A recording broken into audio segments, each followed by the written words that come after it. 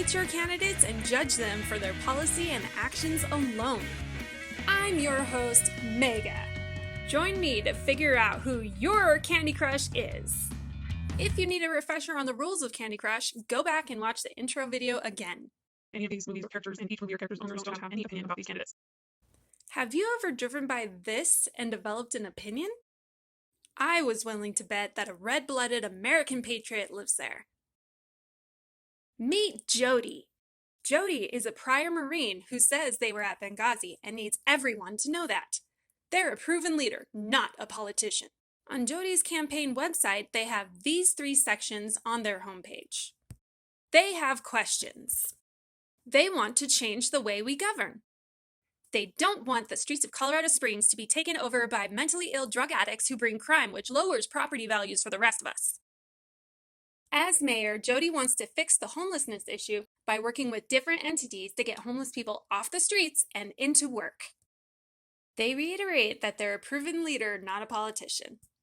I clicked on the pro-life statement tab only to find a mistake.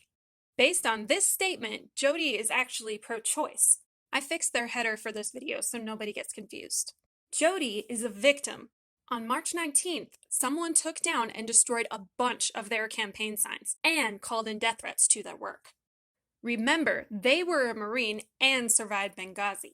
Anyway, here's Joti's priorities. Affordable housing, less regulation and taxes, supporting socialist programs like emergency management, fire evacuations, and first responders. Joti believes in sustainable energy, that water is life, and that gas is good. Joti founded a militia in response to the protests after George Floyd's murder by a police officer in order to protect property from Antifa looters.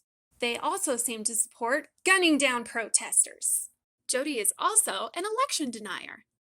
Joti's militia is the militant arm of Jules Group, which is working for change nationally through local elections.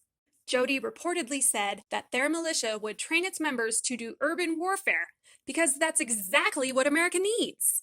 Joti's militia wants to defend and protect what's theirs, which includes their videos. Not just anybody can watch those.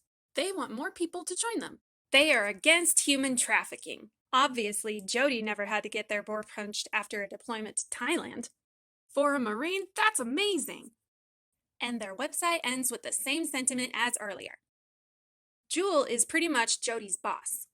I looked up Jewel's website and summed up their views.